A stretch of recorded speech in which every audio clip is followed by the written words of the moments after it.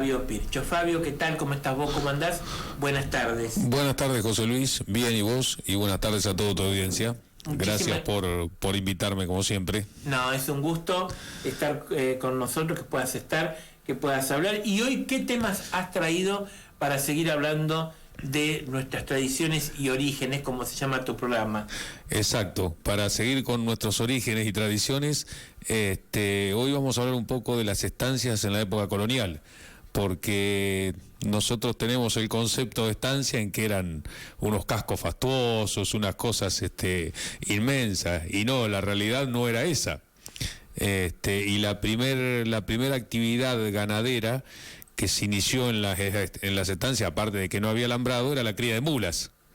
¿Por qué? Porque todo el comercio pasaba por el Alto Perú, o sea, el camino real de Córdoba, que llevaba a las minas de Potosí, y como no había otro camino que senderos, las cargas se llevaban a través de las arrías de mulas, todo lo que era para trabajar en minería. Y ahí entonces las estancias fueron de Santa Fe, Buenos Aires y Córdoba, dedicadas a la primera actividad, fue la cría de mulares. Después, ¿qué pasó?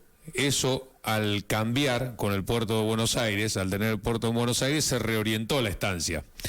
La estancia no era más que un conjunto de ranchos, un corral de palo a pique, y los límites eran mojones, o algún accidente natural. Eso era todo lo que había, no había alambrado, nada.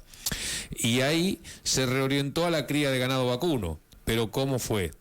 Siempre participando el gaucho, como digo, en todas las etapas, porque ¿qué había que hacer? Juntar el ganado cimarrón, que en realidad el ganado se llamó ganado criollo, por eso era de varios colores, varios pelajes, no había entrado todavía a la ganadería las razas británicas.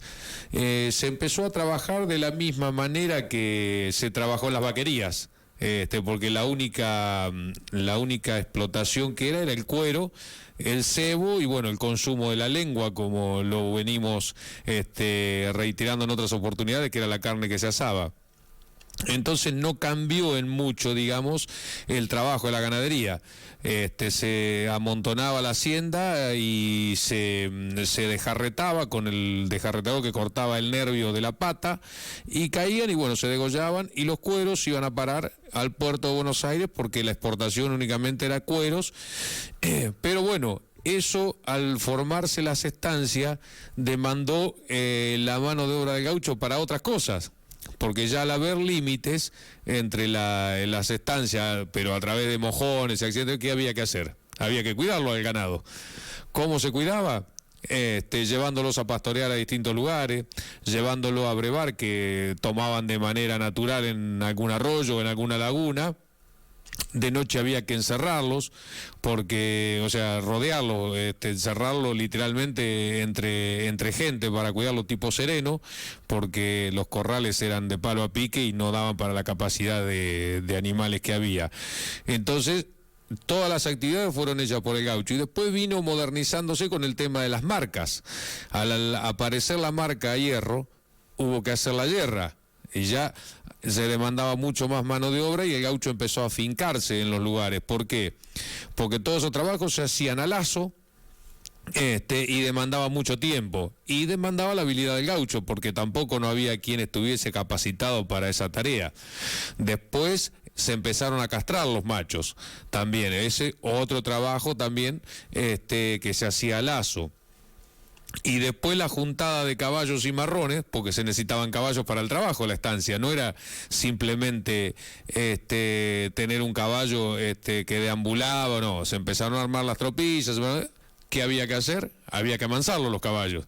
Para amansar los caballos en los trabajos que demandaba la estancia, el gaucho se ocupó de eso, que era el gaucho domador, que el oficio de domador lo tocamos en una oportunidad dentro de todos los oficios que había el gaucho. Bueno, esta fue la parte que le tocó, digamos. Todas las tareas rurales eran vinculadas a la ganadería, y todas vinculadas al trabajo de a caballo.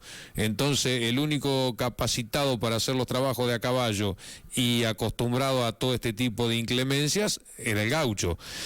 Y después surgió otra cuestión con el tema de la hacienda. Había que darle agua en forma artificial también, porque hubo épocas de sequías, como lo vimos en el tema de la Fundación de Navarro el otro día, en las grandes sequías que había, no había árboles como hay ahora tampoco, eran escasos, entonces empezaron a construir los jahueles, y eso demandaba un trabajo en las épocas de sequía extra, porque eran grandes pozos en los cuales se ponía un travesaño y con un balde de cuero, que normalmente era el cuero de un ternero, o se dice también que se usaba la panza de una yegua, con un aro de hierro, o también a veces de madera, eso se tiraba al pozo, se colgaba con una soga a través de una rondana que pasaba, y a la cincha del caballo se sacaba el agua, y eso iba a parar a unas represas que se hacían en el piso, y después aparecieron las mangas de madera y los bebederos para ir llevando el agua, pero